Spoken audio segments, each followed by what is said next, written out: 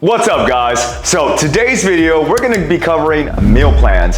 Why I do not write meal plans for my clients. So why don't I write meal plans for my clients? Especially when that is one of the first things that they ask me for when they first sign up. This is why. There are many cons to having a meal plan. When people first start their fitness journey, they think that they want and need a meal plan. However, throughout the last 10 plus years of doing this, I've come to realize that a meal plan is not the answer. This is true for myself and true for many of the successful clients that I have coached throughout the years. So let's go over a quick story why I don't write meal plans for my clients. So we have to go back many eons ago. I'm joking, just years ago. When I first hired my first coach, the first thing I asked him, can you guess? It was, of course, a meal plan, because I want to know exactly how much to eat, what to eat, when to eat. So me and him, we sat down and he told me, Wisdom, I can write you a meal plan. However, there are many cons to having a meal plan. Or I can teach you how to eat for the rest of your life and teach you how I myself do it. Yes, I went the route where I got to learn how to eat for the rest of my life. And now, 10 plus years later, I'm still eating the same way. So what are the cons of having a meal plan? Why doesn't it work for 99% of people? Of course, there's always the outliers. There's the 1% who is able to eat literally the same thing every single day for the rest of their life or until they have hit their goal. But let's be real. Most of us, we're not that person, myself included. So the first con, what to eat. This is the biggest con of all. When you are given a meal plan, you are told what to eat. So for example, dinner, chicken, rice, broccoli. That will be your dinner every single day. Now, the first day, you're gonna be okay, because you're, oh, okay, I feel good. I'm eating veggies, right? The broccoli, I'm getting carbs, rice, I'm getting the protein, chicken, and you're gonna think, I'm on track, I'm doing great. The second day, oh, I still feel pretty good. I'm eating what I'm supposed to eat. Now let's fast forward 2 weeks. You're still eating chicken, rice, and broccoli for dinner. Guess what? Now it's starting to kick in, at least if you're an average person. You're gonna start feeling bored. You're gonna start feeling like, what's the point? I mean, there is a point of getting to your goal, but there's no more flexibility. There's no more spice in life, right? And isn't life all about spice? Which is why this is the biggest con of having a meal plan, is that eventually you will get bored and eventually you will not stick to it.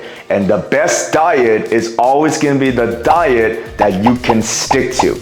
Now, I don't know about you, but for me, if I were to have chicken, rice, and broccoli every single day for the rest of my life would become like a black and white film where it's just, I don't know, it's boring.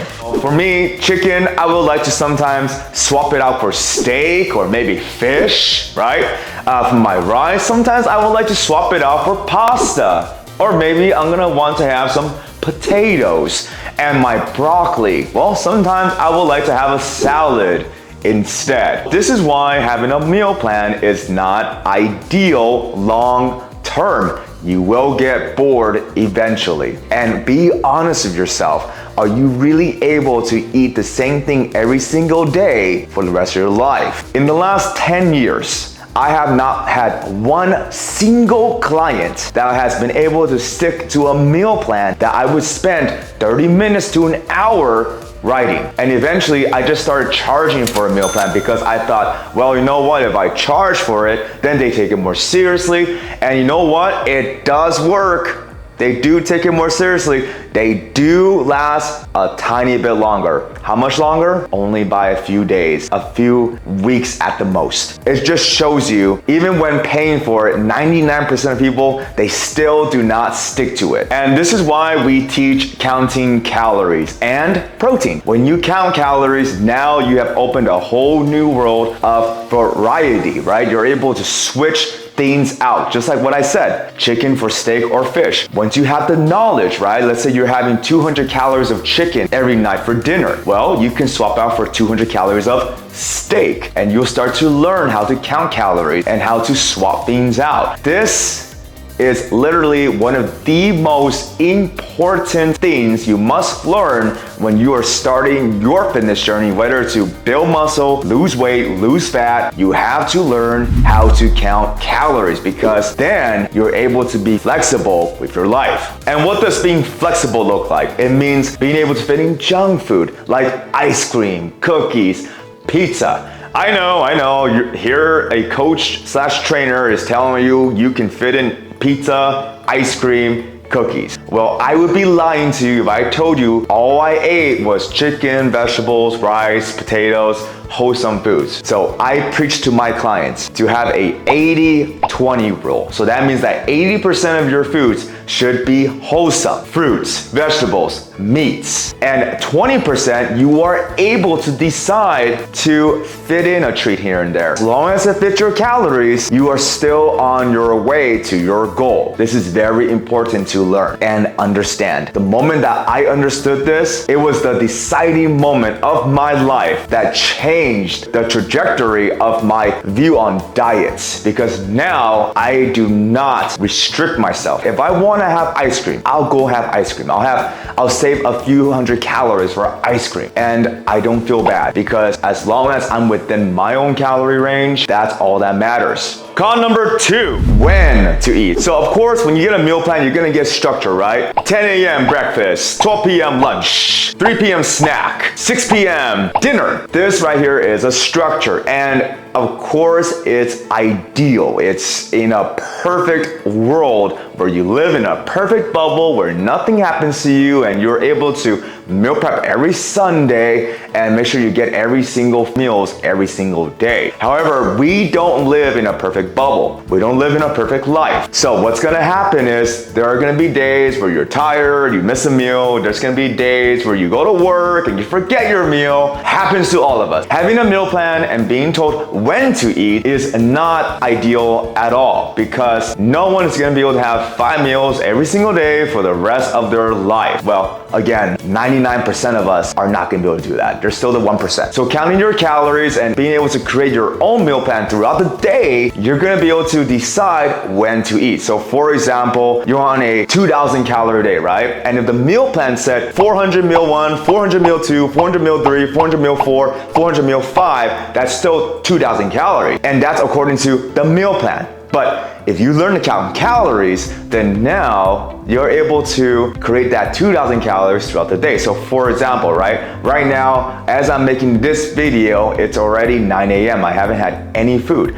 And I probably won't have food today till 12. So maybe at 12 today, I'm gonna have 1,000 calories. I have 3,000 a day. Then in about 5 hours later at 5 p.m., maybe I'll have another 300. So that's 1,300. And then at 9 p.m., I'll finish the rest of my food. I have 1,700 left. So I'll have 1,700, which lands me at 3,000. But if I were to have a structure and have 600 calories meal 1, 600 calories meal 2, 600 meal 3, 600 meal 4, 600 meal 5, then eventually I'm not gonna stick to it either, because human beings, we like to sometimes have more food here and there, right? It's true. We don't wanna be always restricted. So counting calories is gonna enable you to do that. Being on a meal plan, you're not gonna be able to do that. Which is con number 3, how much to eat. Being told how much to eat, it sounds great on paper and it looks great. But when you actually apply it, there are gonna be days where you're gonna want more food. There's gonna be days where you don't wanna have so much food, maybe at meal 1 and meal 2. So everybody is different.